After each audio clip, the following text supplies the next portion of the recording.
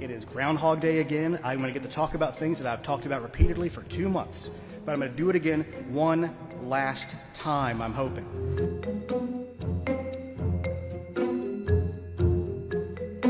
State Farm. All right, this has been one that's been conflated over several different things. We have multiple scan ballots. We have Ruby Freeman. We have the leak that it says a water main break, which wasn't a water main break. So in order to be fully transparent, one of the things we did is we had a local media organization, WSB, Justin over here. We went through it for hours and hours, walked through frame by frame, and showed what happened. So let's start. If you go to securevotega.com, we have posted all the videos from State Farm for that day that cover the relevant periods. 5:23 a.m., they walk in and they discover what is essentially a pond on the floor where you can see water coming out of the sky. So they say, okay, we can't do our work here this morning. They call in the State Farm people. It's not Fulton County people, which is one of the other things they said. There's no Fulton County work order to fix the water leak. And guess what? It wasn't in a Fulton County facility. It was in State Farm. So they were the ones who fixed the leak. And it was a urinal that was overflowed because they were turned off because, guess what? Nobody's in State Farm because of COVID, other than this particular usage. So they turned off all those things, and it went over the edge of the relief valve, and that's what caused the leak. So they come in. Then you go to another one about 7 in the morning or so, where you have essentially the, I don't know what to call it, the drying Zamboni that's driving around on the carpet, cleaning it all up. Then at about 8:23, you see a woman bring in the table in question that has been the point of Mr. Giuliani's 90-second clip. She's pulling it with one hand, and she sets it down. There's nothing underneath it, okay? Then you can fast forward to later in the day, about 9:45 or so. Everybody there are two groups of people there. There's cutters and there are scanners. What happened was the cutters began putting their stuff away because everybody was under the impression they were going to get home. We have discovered this. So they start putting covers over the cutting machines and everything. So then we see also, while the monitors and the press are still in the room, they bring out the carriers, which are normal absentee ballot carriers. And I will admit, when I listened to the audio of the phone call and the president brought that up again, and I heard it on a radio ad again today, I wanted to scream. Well, I did scream at the computer, and I screamed in my car at the radio talking about this because this has been thoroughly debunked. They bring out the normal absentee ballot carriers. There are monitors in the room. There is press in the room. They take the ballots that have been opened, put them in carrier trays, and put them in there, and then put them in the boxes, put the lid on because the lid matches the box, and then you see at one point during the video, a woman crawling on the floor, putting the numbered seals on them so they can keep the chain of custody. Approximately 10:25, 10:30, the secretary in our office receives word that Fulton County is shutting down for the night at State Farm Arena. So, as some of y'all who were there on election night recall, the secretary got a little irritated with this and made his feelings quite known. They said, some of us will be working through the night. We're glad to see that Fulton County sees the need to just go ahead and knock off for the evening. So Chris Harvey, our elections director, then calls Rick Barron, the elections director of Fulton County, who was at the other location, which was their English Street warehouse, because he was doing election day activities. Chris calls Rick. Rick says, we're not shutting down. Well, Chris says, looks like you are. So then you can go back to the videotape and see Ralph Jones take a phone call of approximately almost 11 o'clock. And you can see his shoulders kind of shrug. He takes the phone call. He's being told at that point by his boss, Rick Barron, you need to stay and continue to scan. So he hangs up the phone. He goes over to some boxes, puts some more seals on them, because obviously, if you watch the videotape, many of the people that are there have been there since 7 in the morning. It's already 11 o'clock at night. They were all under the impression they were going to get to go home. So you see him spend about 30 seconds going, heck, what am I going to say to these people? So he walks back over to the corner of a desk and says, I got the word, we got to keep on scanning. So they go back to the boxes that you see them put under the table at the approximately 10 o'clock hour. There is videotape of this. And this is what's really frustrating. The president's legal team had the entire tape. They watched the entire tape and then, from our point of view, intentionally misled the state Senate, voters, and the people of the United States about this. It was intentional, it was obvious, and anybody watching this knows that. Anyone watching it knows that. That's why we released the entire tape for people to watch. So there's this claim that was done. So they pull those out and begin to scan. Then the other claim comes about a woman named Ruby Freeman and multiple scanning. One of the things you need to understand is a normal ballot processing, if there is a problem with a ballot, what it does is it stops. But before that, 4 or 5 will get through. So they say delete that last batch and rescan it so they scan properly. That is the normal process that is done. Secondarily to that, everybody might be familiar with the fact that the president wanted us to do a hand recount, a hand retally, which we ended up doing under our audit. That audit showed that there was no problem with the machine scanning. If somebody took a stack of ballots and scanned them multiple times, you would have a lot of votes with no corresponding ballots. So let's go over the numbers one more time. Statewide, it was for the sheer number of ballots, they were off by 0.1053%. For the margin, they were off by 0.0099%, which shows that the machines scanned properly. Our counties did a great job of following these batches and doing the hand count properly, appropriately, with scrutiny and with observers. So let's put that to bed right now. And one of the other things we did as part of our transparency is we have put all of those tally sheets online for every county so you can go through and look at them all. And it's at, again, the securevoteGA.com. Let's see. Let's go over the numbers that the president's team is claiming. We have a little chart over here. They're claiming there were 2,056 felons that voted. Our research, and we have better data because we are directly tied to the state government on this, Department of Corrections, and the other department, which I can't remember what it's called right now, basically it tracks when people are on probation. There we go. We know exactly how many people voted for this. We have an outward bound of 74 potential people who are felons voted. What that means is that's the biggest number it could be. We will investigate and find out some of these people completed their sentences. Some of these people have the same name and birth date, so there'll be some crossover there. So 74 is the outward bound. It's going to be lower than that. So let's be clear about that. Then there is the claim that 66,248 people below the age of 18 voted. The actual number is 0. Let me be clear, 66,000 versus 0. And the reason we know that is because the dates are on the voter registration. There are 4 cases, 4 where people requested their absentee ballot before they turned 18, but they turned 18 by the election day. That means that is a legally cast ballot. So, again, 66,000, which is the biggest single number they have on these kind of votes, versus 0. They say that there's 2,423 people who voted without being registered. Let's just be clear about this. You can't do it. There cannot be a ballot issue to you. There's no way to tie it back to you. There's no way for them to have a name to correspond back to unless they are registered voters. So that number is 0. Then we've got 1,043 illegally voted using a P.O. box. Again, we're going through the investigation on this. So far, everyone we've seen has been when there is a mailboxes, et cetera, something like that, in a multi-family building, like an apartment. So they will have what looks like P.O. boxes listed in the system, but they're actually the residential address of record for people who live in multifamily housing, like apartments. So that's everything we've seen so far. We haven't seen anybody actually registering to vote at a USPS P.O. box. Next one is 4,926 voted past the legal registration deadline. Again, it's 0. We have 0 record of anybody doing that because the voter registration cutoff is a voter registration cutoff. So there's no corresponding way to do that. They couldn't be issued a ballot because they are not legally within the system of that to have ballots issued. 10,315 who died before the election. Again, our information from the Department of Vital Records, we go through county by county, shows potentially 2. So far, 2. It could change, it could go, but it's not 10,000. 395 cast ballots in 2 states. We're investigating that, but again, then we got double voters, which we're investigating. But again, we're talking handfuls, not tens of thousands. Let's remember, and I think we're all very clear on the number now, that it was 11,779. We've seen nothing in our investigations of any of these data claims that shows there's nearly enough ballots to change the outcome.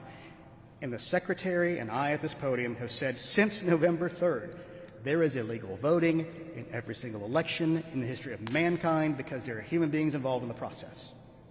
It's going to happen. It's a question of limiting it and putting as many safeguards as you can in place to make sure it doesn't happen. All right. Oh, yeah. We had part of the hand tally be discussed in relation to the potential double scanning. Let's just go to the other ridiculous claims that Dominion voting machines are somehow using fractional voting or flipping votes. Again, by doing the hand tally, it shows none of that is true. Not a whit. And let's go back to the overall claims about Dominion voting systems in general. if you look in Wisconsin, they're claiming Wisconsin was stolen through Dominion voting machines. In the 14 counties in which Dominion voting machines were used in Wisconsin, the president got 59% of the vote. And in the counties in Pennsylvania where Dominion voting machines were used, he got 52.5% of the vote. He made a claim at one point that over 900,000 votes were deleted by Dominion machines, and the 14 counties where that happened, they had 1.3 million people vote. That was 76% turnout. In order for 900,000 to have been deleted, they would have had to have 160% or 130% turnout. That did not happen because it cannot happen. Again, this is all easily, provably false. Yet the president persists. And by doing so, undermines Georgians' faith in the election system, especially Republican Georgians in this case, which is important because we have a big election coming up tomorrow, and everybody deserves to have their vote counted if they want it to be, Republican and Democrat alike. Now, let's move on to signature matching. There were claims about signature matching not being done. They were based on feelings. We believe. No specific evidence was ever brought up until in one of the Trump filings there was a specific allegation the signature verification was not being done on the absentee ballot request form properly in Cobb County during the June primary. So that's the first time we had a specific actionable claim of signature match not being done. So with that in mind, the governor graciously offered, after the secretary and he discussed, potentially using GBI resources. So we got GBI to come alongside Secretary of State investigators, multiple teams. Vic Reynolds stood here last week to announce the outcome of that. And of the 15,118 absentee ballot envelopes that they investigated, they found 2 with potential problems. 2. 99.99% was properly done. And of those 2, the actual voter who was intended to be marked as voting was the actual voter. They could have been done through a cure period, which would have been a better way to do that. Another thing they want to talk about is the vast difference in rejection rates. Well, what we've seen is there was not a vast difference in rejection rates. What's happening is, in order to confuse people because they don't understand election systems, is they're conflating the entirety of absentee ballots that were rejected versus those that were rejected for signature mismatch or missing a signature. Now, we're also comparing apples to oranges. In 16, I've done this so long I don't want to screw up these numbers, but I'm going to give the general, don't hold me this exact number. I think it was 0.26%. In 18, it was 0.16%. And in 2020 so far, it's 0.15%. We've gotten some updated numbers on this now. And the difference is, in 2019, HB 316 was passed, which allowed there to be curing of ballots. So there are teams of Republicans and Democrats, young people running around the state as we speak, finding people who have signature issues to cure their ballots. That's going on right now. And the Democrats did a much better job of that during the general election. The Republicans were not prepared. The Democrats had their own forms set up. They had teams set up. They were ready to go. It was sort of a late entry on the Republican side to do some of those. And about 5,000 total ballots were rejected for some purpose, and about 2,600 of those were cured. So that means the final rejection number was around 2,400 ballots, around the total of 5 million, or a percentage of the 1.3 million that we saw that were voted absentee. Let's go into some of the more new things. There is no shredding of ballots going on. That's not real. It's not happening. There's shredding of envelopes that were the non-used ones, or there's also shredding of the secrecy envelopes that came through. We saw some of those in the Senate hearing, and it's obvious that they are the secrecy envelopes, which have no evidentiary value because there's no signature on it. There's no way to match it back. They're just basically trash.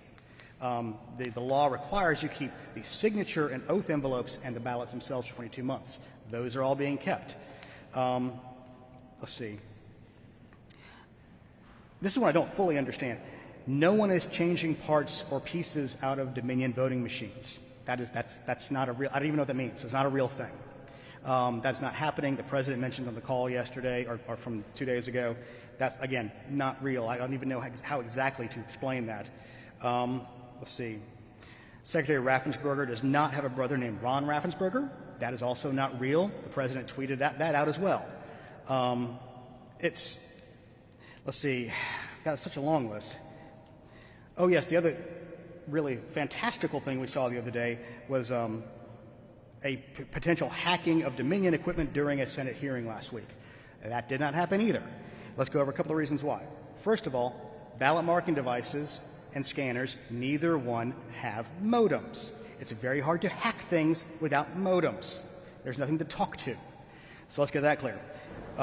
The poll pads, which is a no-ink device, does have the ability to connect to Wi-Fi, which we use it for loading purposes and in case there's an issue on election day, but they are not hooked up live all the time. And if they saw anything, they could see traffic back and forth, but it would basically be like watching a river go by. You couldn't get in.